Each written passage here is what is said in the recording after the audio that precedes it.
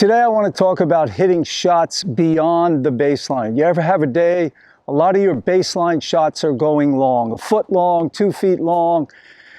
How do you solve that problem?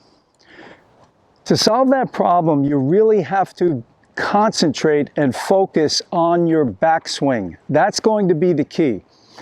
Now, the reason a shot will go long is because the racket face is open or laid back at contact. If your racket's like this, when the ball hits it, it's going to go long. You want your racket straight up, vertical, moving on a low to high plane. That will impart some of that topspin, that brushing action. Once you get the ball spinning forward, you've created air pressure on top of the ball. So it allows you to get the ball safely over the net, 4 to 6 to 8 feet over the net, but the spin will pull it back down before it sails long. So, from the ready position, this is my suggestion. Instead of standing straight here like this, you'll watch most players, if they're not twirling their racket, okay, they're going to be standing with either their forehand grip, or some players will hold their backhand grip. I've even seen players like this with their one-handed backhand grip. So let's say, assuming you're expecting a forehand, your racket, you would want to close it up in the ready position.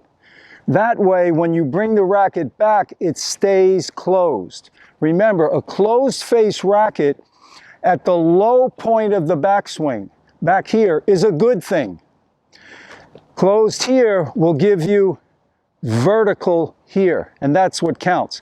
So as you move up, as you swing up on that low to high plane, the racket naturally becomes vertical in that contact zone. Okay, so it's not going to be, it's going to be vertical and not open. But the mistake is usually made on the backswing. First of all, many players don't start like this, and they bring the racket back, and see how my racket is open there? Man, you better close that racket pretty soon before you swing forward, otherwise it's going long. So you've got to close up the racket face. I like the old, he's not that old, James Blake. I think he's now the tournament director for the Miami Open.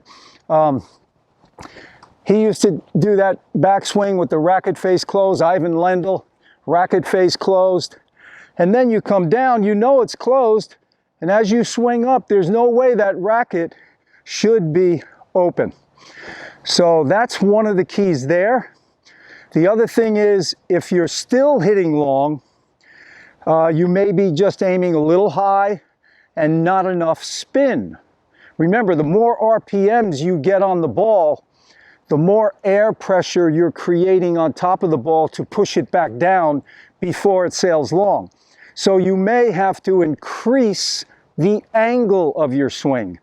So if here's a low to high swing, and let's say that's what, we'll assume that's a 30-degree angle, okay? So if you're swinging on a 30-degree angle and your shot is going long, you have to increase the angle, which will give you more spin. So you start swinging on a 45.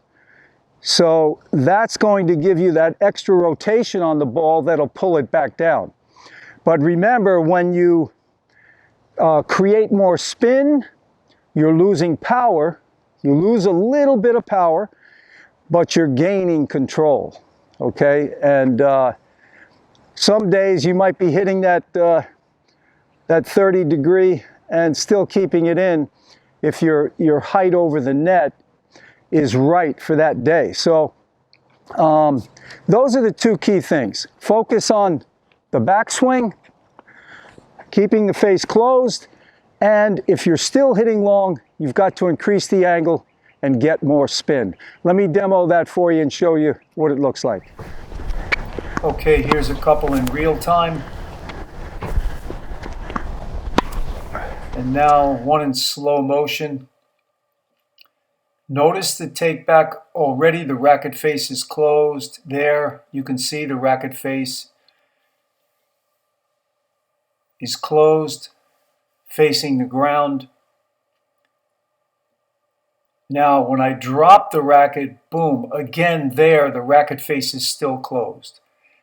That's the key point there, as you're bringing it back and at the low point of the backswing. Now, I'm swinging from my shoulder and I'm vertical at contact. Okay, now watch here. I'll increase the angle slightly. You'll see I'm not going to be swinging so much like this. I'll swing more on a 45. Okay, here you're going to get a good look at increasing the angle of the forward swing, the upward swing, to get more spin. Okay, now you're going to see how I really drop the racket down low. Right there, you can see my rear leg, my hitting shoulder is nice and loose and relaxed. The racket is well below the contact point. Now I'm going to swing up. You can see that sharper swing up. That gives you more spin. Well, I hope you enjoyed those tips. Use them. You're going to be much more consistent, less balls going long. You have to focus on that backswing, keeping the racket face closed, especially at the low point of the backswing. You want a closed racket. As you swing up, you're going to be vertical. You will not be open. The other thing, if you're still hitting long, increase the angle of your swing. Okay, you've got to come up more, get more spin. More spin creates more pressure. It's going to push the ball back down.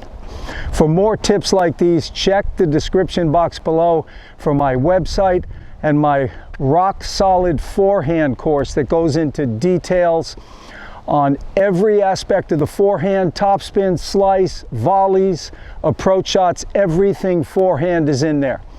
All the best and happy hitting.